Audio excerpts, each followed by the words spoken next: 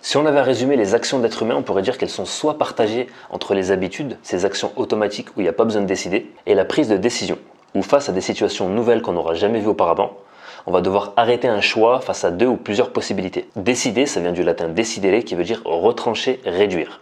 Et on l'entend souvent au sujet de la décision, ça y est, maintenant il faut que tu tranches. La prise de décision, c'est clairement une compétence qu'on va devoir utiliser tout au long de notre vie pour effectuer des choix à faibles ou forts enjeux. En particulier pour un objectif, et notamment par exemple celui de monter un business en ligne, où il va y avoir tellement d'imprévus que savoir prendre une bonne décision, ça va être déterminant. C'est d'ailleurs une des qualités les plus importantes que doit avoir un entrepreneur, savoir prendre de bonnes décisions. Je t'ai choisi 3 erreurs courantes qu'on a l'habitude de faire au sujet de la prise de décision, afin que tu puisses retravailler dessus et qu'elles aient plus un impact sur toi. La première erreur, c'est de trouver anormal de réaliser que tu viens de prendre une mauvaise décision. C'est très propagé de voir des gens qui, après avoir fait un mauvais choix, culpabilisent parce qu'elles pensent qu'elles auraient pu l'éviter. Et elles expliquent ça en général par un manque d'intelligence ou un manque de talent. Et elles vont analyser le pourquoi de cet échec sous le coup de l'émotion, de l'amertume ou de la tristesse, peu importe.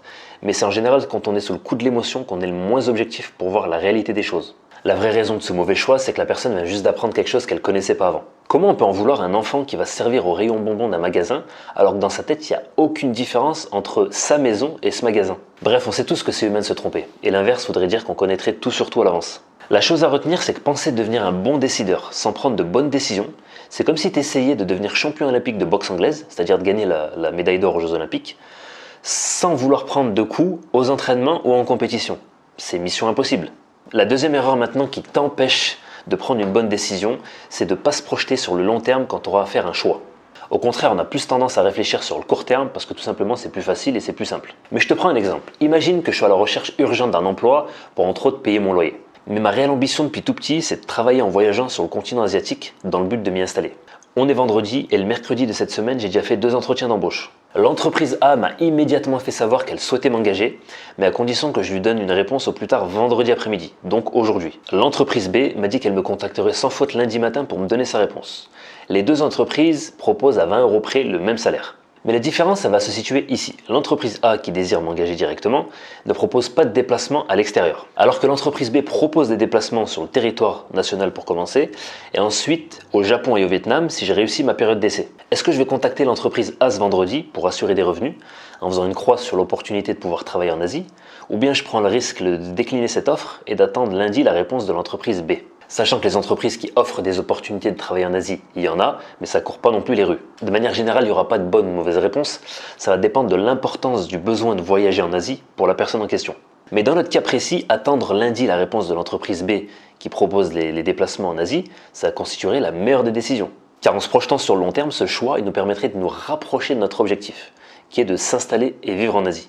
Car commencer par travailler là-bas avant toute chose, ça va permettre de connaître la langue, la culture, ainsi que les démarches administratives pour pouvoir prétendre vivre là-bas. Choisir en revanche l'entreprise A qui propose pas de déplacement à l'extérieur nous éloignerait elle de notre objectif. Pour résumer, l'attitude à adopter face à ce genre de situation, ça sera de choisir l'offre qui va te rapprocher le plus de ton objectif, ou bien l'offre qui va t'éloigner le moins de ton objectif. Troisième et dernière raison qui t'empêche de prendre une bonne décision, c'est de croire à tort qu'une bonne décision ne contient aucune perte. En tant qu'être humain, on n'a pas de baguette magique face aux situations qui nous échappent. Par contre, on a notre capacité à effectuer des choix face à différentes options. Mais le truc, c'est qu'on ne pourra pas déterminer à l'avance le nombre et la qualité de ces options.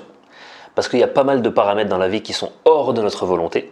Et du coup, on va devoir composer avec ce qu'on aura en face de nous. Où je veux en venir, c'est que dans certaines situations, on n'aura pas le choix, on sera contraint de prendre des décisions où il y aura des pertes ou des conséquences défavorables. Et où dans ces cas-là, on va juger qu'une décision est bonne, pas en se focalisant sur la décision elle-même, mais en la comparant à toutes les options qu'on avait en face de nous. Ça va être beaucoup plus clair avec un exemple. Un soir après le travail, en empruntant la descente qui te ramène chez toi, tu te rends compte que tu n'as plus de frein. Et que les routes sont tellement étroites que tu peux même pas faire un demi-tour. Tu arrives à toute allure dans cette descente où il y a 3 chemins qui vont s'offrir à toi, sachant que c'est un petit village où les routes et les habitations sont très rapprochées. Sur le chemin de gauche, il y a 20 personnes que tu ne connais pas qui occupent la route. À droite, et c'est la route que tu prends d'habitude pour rejoindre ton domicile, tu peux y voir 5 membres de ta famille qui la traversent pour rentrer à la maison. Enfin tout droit, c'est le chemin qui va mener à l'entrepôt de démolition de la ville, qui exploite les gisements rocheux de la région. Et tu ne pourras pas l'éviter parce qu'il est situé à un virage. Et pas besoin de t'informer qu'à la vitesse à laquelle tu vas, si tu étais amené à percuter l'entrepôt, sachant que ton moteur avoisine les 120 degrés, il y aurait assez d'explosifs pour réduire en poussière l'intégralité de ton village. Puis à l'heure où tu vas avertir les gens de ton passage, ça n'aura aucune incidence sur la tournure des événements. Et tu auras entre 7 et 8 secondes pour prendre ta décision. Dans les 3 cas, il y aura des pertes humaines. Soit les 20 personnes que tu ne connais pas, soit les 5 membres de ta famille, soit tout le village, y compris toi avec. C'est un exemple des plus glauques. mais ça permet d'illustrer la difficulté de prendre certaines décisions auxquelles de nombreuses personnes ont dû faire face. On a tous en tête l'exemple de l'alpiniste qui devait sectionner une partie de la cordée en sacrifiant des gens pour pouvoir alléger le poids sur la corde et avoir une chance de s'en sortir. Pour revenir à notre exemple, imaginons que tu aies décidé de tourner à gauche, qui va coûter la vie à 20 personnes que tu ne connaissais pas. Est-ce que face à cette situation, on pourrait dire que tu auras pris une mauvaise décision, malgré les conséquences dramatiques, à savoir la perte de 20 vies humaines? Ici, je voulais attirer ton attention sur une seule chose, c'est que la pire des décisions, c'est de ne pas en prendre. Puisqu'à travers notre exemple, on a pu voir que le fait de ne pas prendre de décision, en l'occurrence aller tout droit, pas toucher le volant et percuter notre entrepôt, ça causait beaucoup plus de pertes que les deux autres options, à savoir 5 personnes de notre famille ou 20 personnes qu'on ne connaît pas. Puisque pour devenir un bon décideur, tu vas devoir accepter que la pire des décisions, c'est de ne pas en prendre. Puisque je te rappelle que décider, c'est avant tout trancher. Je te dis à plus tard, prends soin de toi, ciao.